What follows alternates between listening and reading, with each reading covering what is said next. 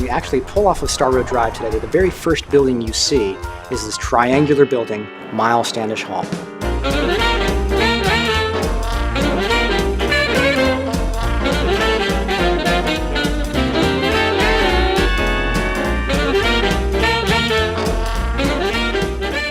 The original designers of the Miles Standish Hotel were trying to commemorate the 300th anniversary of the Pilgrim's Landing at Plymouth Rock. And so you had this point of the building pointing towards downtown Boston that resembled the bow of a ship. And you had all these themes throughout the hotel, such as the captain's cabin and the Silver Lagoon. One of the major oil paintings is an original oil painting of Miles Standish and the early pilgrims at the time.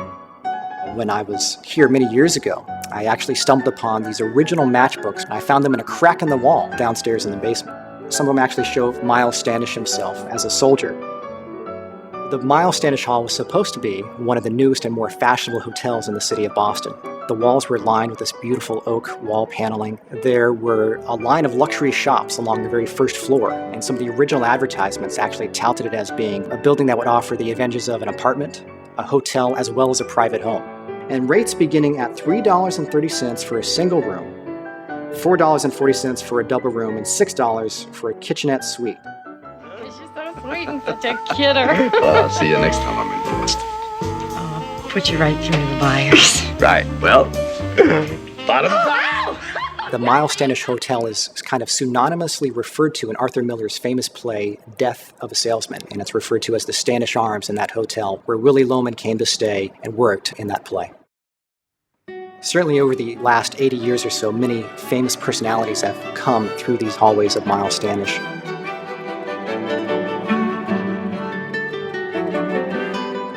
Babe Ruth, apparently when he came back to Boston, actually lived here in this building, in Suite 818, because he loved the views from the top of this building.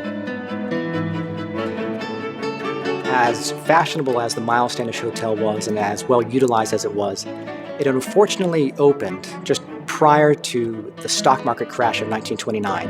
And as the world and as the United States sank deep into the Great Depression, so did the Miles Standish Hotel.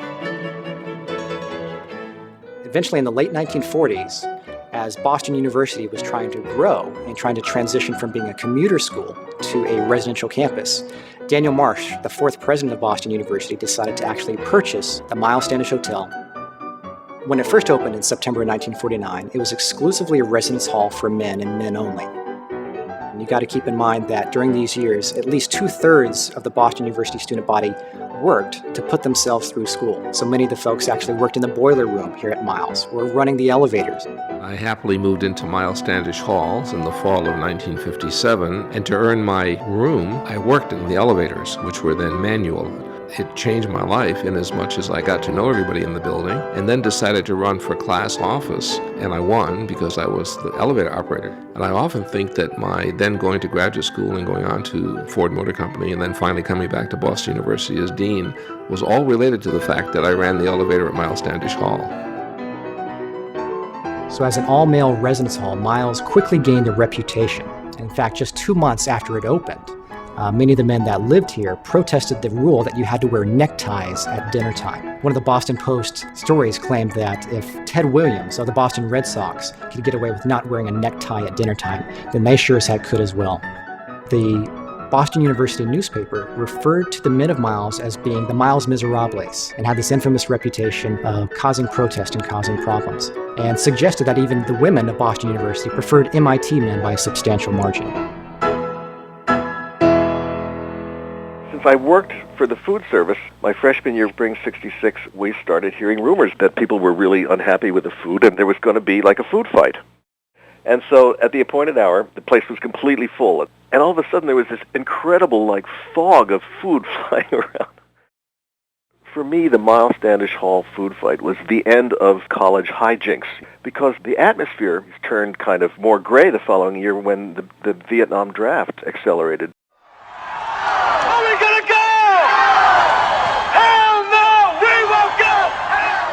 I have a letter here from a Joseph Piazza who writes, in the late 1960s and early 1970s, these were times of student unrest, bomb scares, evacuations of the dorm almost on a daily basis, and that there was an early closing of the university and the dorm in May of 1970. We were given only 24 hours to leave the residence. I also vividly remember anxiously awaiting my military draft lottery number with other students at the dorm.